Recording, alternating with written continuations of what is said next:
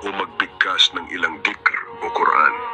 Paano ka naghanda para sa araw kung kailan dadalhin ang kamatayan bilang isang lalaking tupa at papatayin upang ipahiwatig ang kawalang kamatayan at kawalang hanggan ng kabilang buhay?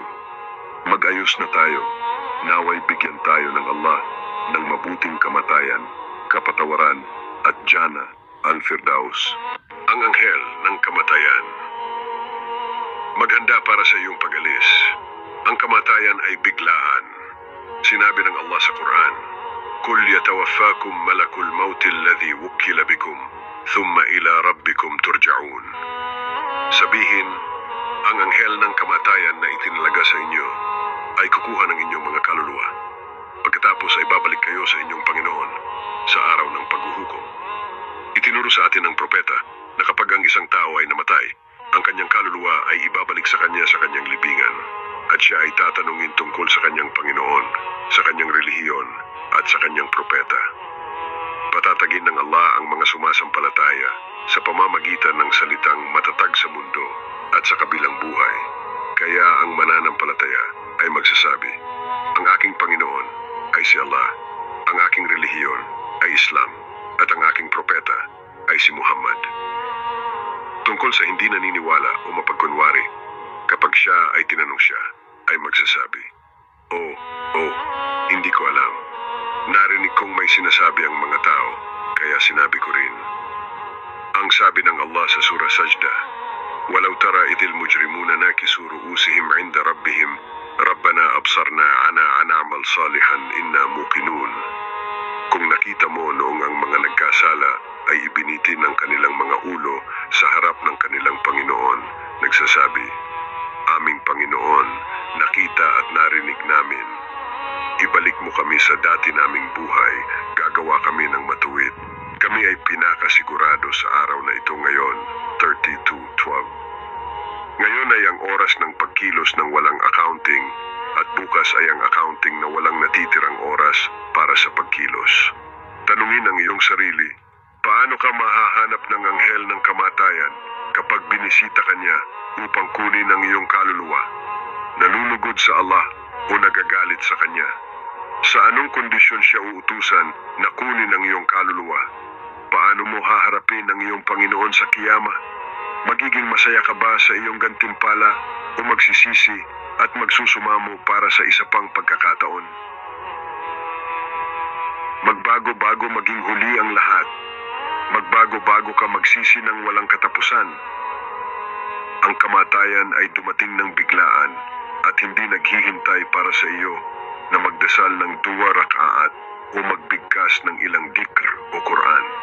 Paano ka naghanda para sa araw kung kailan dadalhin ang kamatayan bilang isang lalaking tupa at papatayin upang ipahiwatig ang kawalang kamatayan at kawalang hanggan ng kabilang buhay? Mag-ayos na tayo. Naway bigyan tayo ng Allah ng mabuting kamatayan, kapatawaran at Jannah al-Firdaus. Ang anghel ng kamatayan. Maghanda para sa iyong pag-alis. Ang kamatayan ay biglaan. Sinabi ng Allah sa Quran, "Kul yatawaffakum malakul maut alladhi wukkila bikum, thumma ila rabbikum turja'un." Sabihin, ang anghel ng kamatayan na itinalaga sa inyo ay kukuha ng inyong mga kaluluwa. Pagkatapos ay babalik kayo sa inyong Panginoon sa araw ng paghuhukom. Itinuro sa atin ng propeta na kapag ang isang tao ay namatay, ang kanyang kaluluwa ay ibabalik sa kanya sa kanyang libingan at siya ay tatanungin tungkol sa kanyang Panginoon, sa kanyang relihiyon at sa kanyang propeta.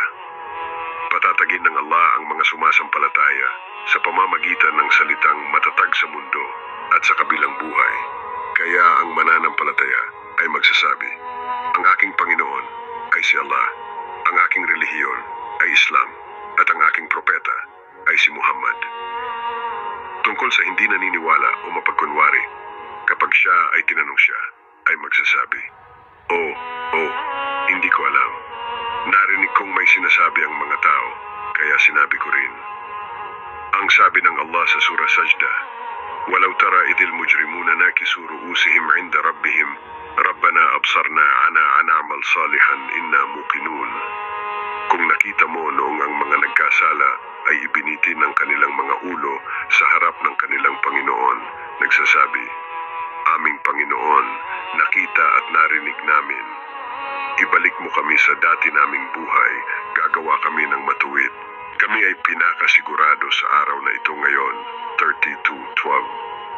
Ngayon ay ang oras ng pagkilos ng walang accounting, at bukas ay ang accounting na walang natitirang oras para sa pagkilos.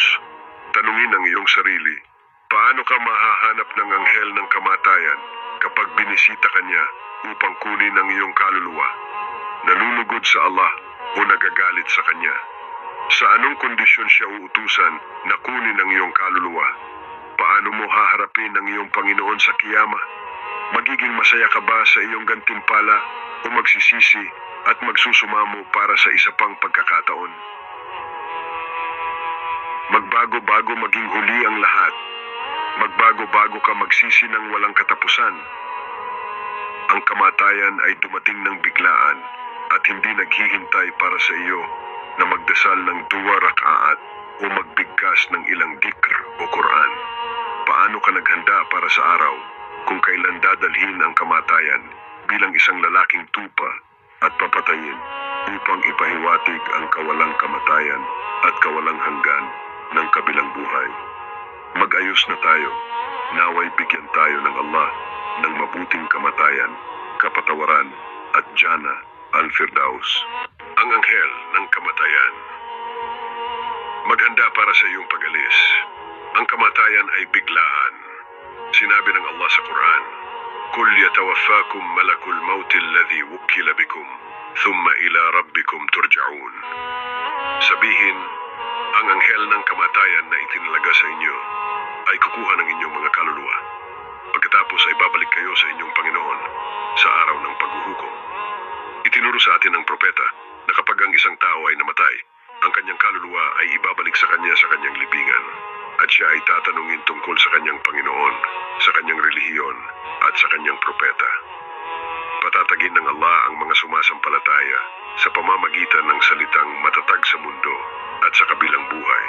Kaya ang mananampalataya ay magsasabi, "Ang aking Panginoon ay si Allah, ang aking relihiyon ay Islam, at ang aking propeta ay si Muhammad." Tungkol sa hindi naniniwala o mapagkunwari, kapag siya ay tinanong siya, ay magsasabi, "Oh, hindi ko alam. Narinig kong may sinasabi ang mga tao, kaya sinabi ko rin." Ang sabi ng Allah sa Surah Sajda, "Walau tara idil mujrimuna nakisu ru'usihim 'inda rabbihim, Rabbana absarna ana na'mal salihan inna muqinun." Kung nakita mo noong ang mga nagkasala ay ibinitin ng kanilang mga ulo sa harap ng kanilang Panginoon, nagsasabi, "Aming Panginoon, nakita at narinig namin. Ibalik mo kami sa dati naming buhay, gagawa kami ng matuwid. Kami ay pinakasigurado sa araw na ito ngayon." 32:12. Ngayon ay ang oras ng pagkilos ng walang accounting at bukas ay ang accounting na walang natitirang oras para sa pagkilos. Tanungin ang iyong sarili, paano ka mahahanap ng anghel ng kamatayan kapag binisita ka niya upang kunin ang iyong kaluluwa? Nalulugod sa Allah o nagagalit sa Kanya?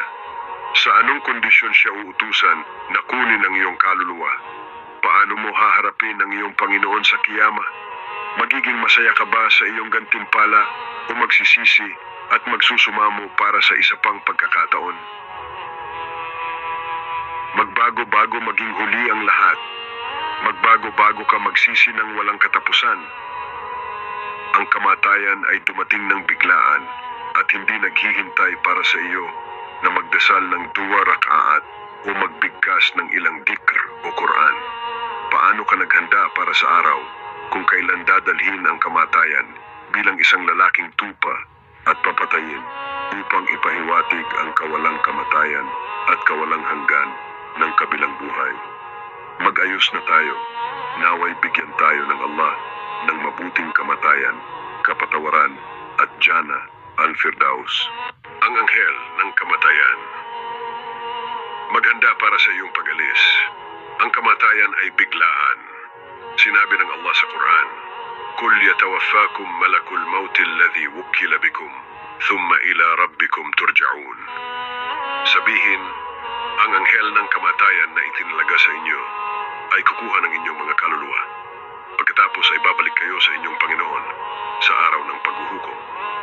Itinuro sa atin ng propeta na kapag ang isang tao ay namatay, ang kanyang kaluluwa ay ibabalik sa kanya sa kanyang libingan at siya ay tatanungin tungkol sa kanyang Panginoon, sa kanyang relihiyon at sa kanyang propeta. Patatagin ng Allah ang mga sumasampalataya sa pamamagitan ng salitang matatag sa mundo at sa kabilang buhay. Kaya ang mananampalataya ay magsasabi,